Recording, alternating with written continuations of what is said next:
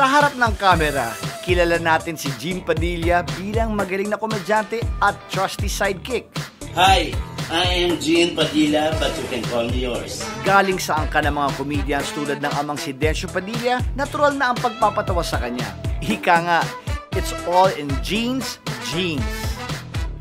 Pero alam nyo ba na behind the scenes, bukod sa pagiging devoted na asawa at ama, aba, may surprising na hobby pala si Daddy Gene.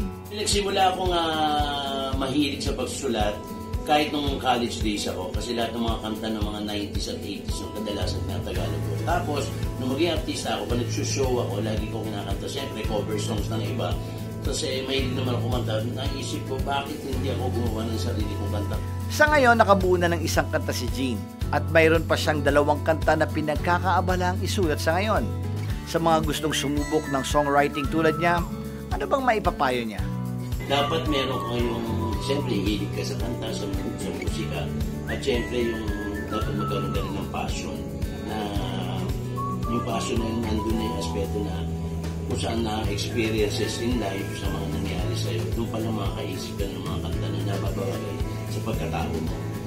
For Daddy Gene, natagpuan niya di lamang ang perfect na libangan, kundi ang kanyang heart and soul na rin.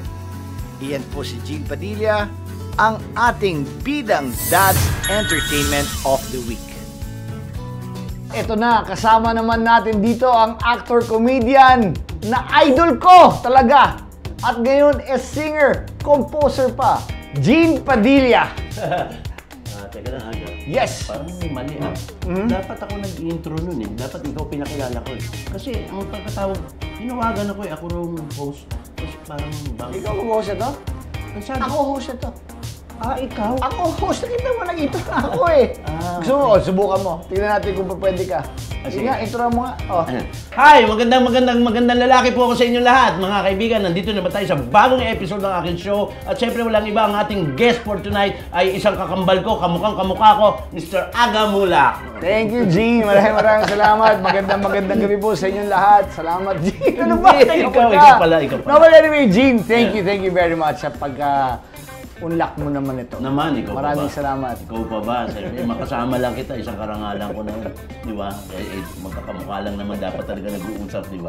Si Gene lang kasi talaga nagpapatawa sa akin. Matagal ko na siyang nakakasama noon pa talaga. Pero talagang hanggang ngayon. Minsan nag-guest ulit siya sa akin sa isang show natin dito sa Taragay Magandagad. Buong gabi, wala. Pinatawa niya na ako ng pinatawa. Pero anyway, Gene, yes. Let's talk about your new, composer, singer. Hindi ko alam about you yun. Ayun nga, kasi okay. So, college ka pa? Yes, mahilig na akong yung mga kantang English dati, tinatagalog ko. Tinatagalog yung sinusulat ko. Talagang mahilig akong kumanta, tsaka mahilig akong magpalit ng lyrics. As a composer, saan mo hinuhugot lahat yun? Or paano ka nag-uumpisa? Kunyari, yung first linya ng kanta, saan nanggagaling yung mga salita? Siyempre, yung may hugot tayong tinatawag ngayon, yung hugot, yung karanasan mo sa buhay. Saan mo hinuhugot yung mga yun, no? Yun, marami ang pinag-uhugutan dahil dati, nung nanliligaw ako, nung kabataan ko, lagi akong busted. Nababusted ako. Tapos meron pa mga instance na nanliligaw ka, puro patawa ka, pero hindi alam ng babae na yun yung way mo para manligaw. So, paano ngayon ang ginawa mo? So ginagawa mo yung nararamdaman mo lahat? Yes. Dinaan ko sa kanta. Sa kanta. Tapos yun ang hugot ko. Dun, pag iniisip ko yung mga experiences na yun, dun mas mabilis ako nakapagsulat. Actually, yung kantang to, Aga, yung ginawa kong kanta to, yung lyrics nito, na ginawa ko lang siguro ng less than 1 hour. Less than 1 hour? Yes, less than 1 hour. Nagawan ko na ng chorus, ng refrain. Bago to? No? Bago to, hindi pa na-release to. Ngayon, kung meron ang Net25 na recording company, pwede ko rin ipasok po sa kanila kung inyong mamarapatin. No? But kasi ang ko is bilang isa kang comedian, isa kang komedyante, pero yung kanta mo is very pag-senti.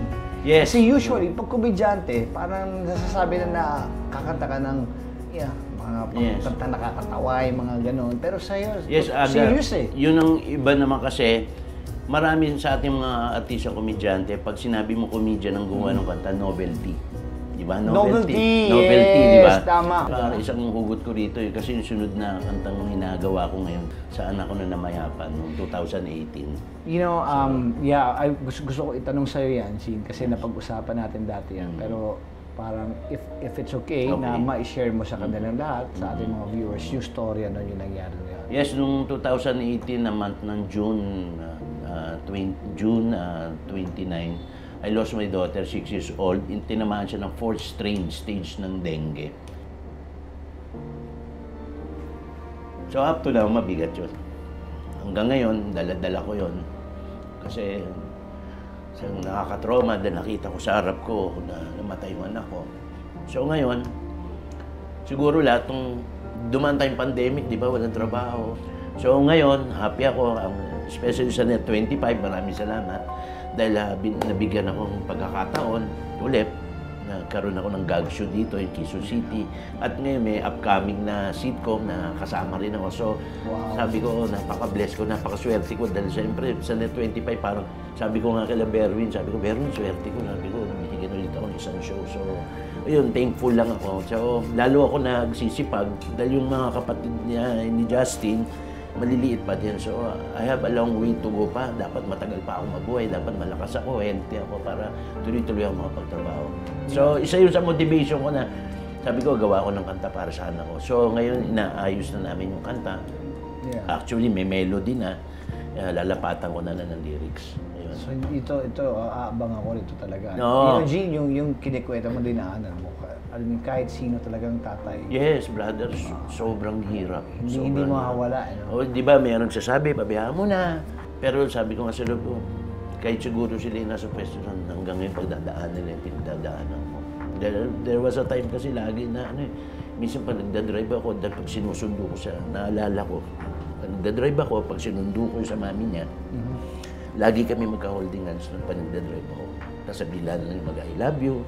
I don't know how to ask this. Hindi ko alam, no? Gene, parang may anak din ako.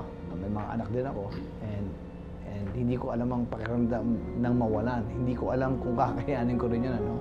So, una-una hanga ako sa'yo. Pero, meron akong gustong itanong lang. Galing sa akin to na, minsan ba naiisip mo na meron ka bang mga gustong sabihin o gawin na hindi mo nagawa para sa anak mo? Well, of course, kasi yung mother nun, nag-iwalay kami, no? Yeah. So, iba pa rin yung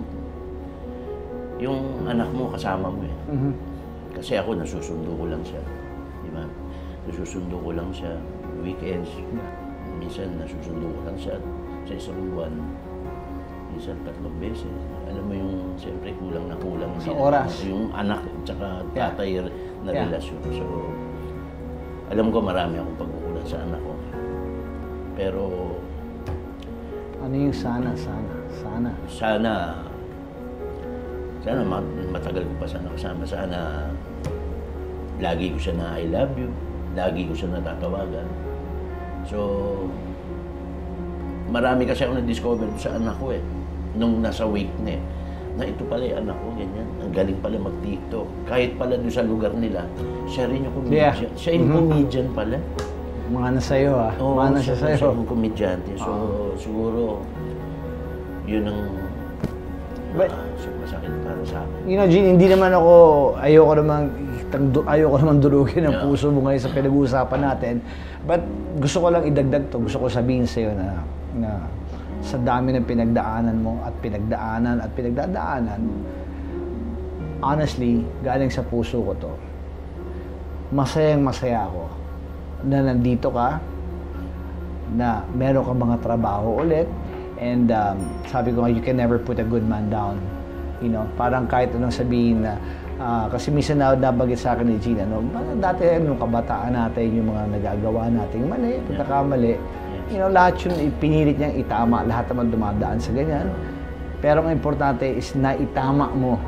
Naitama mo. That's why, ito yung mga nangyayari sa iyo ngayon. Kasi sabi naman nila, hindi pa naman huli ang lahat, eh. Kung may mga tao naman nag-aargabyado sa iyo, ang sabi naman nila, di baling gumawa na sila ng gumawa ng mali sa iyo hanggang malaman nila at ma-realize nila yung tama. Ayan, narinig nyo. Gene, alam mo, madami talaga magtataka dito, eh. ang mga komedyante, akala nyo talaga kung magpatawa, akala mo wala mga iniisip sa buhay. Pero ito, isang example na ang komedyante, tao pa rin. Puso, nasasaktan, marami pinagdadaanan. But Gene, again, I'm very happy for you.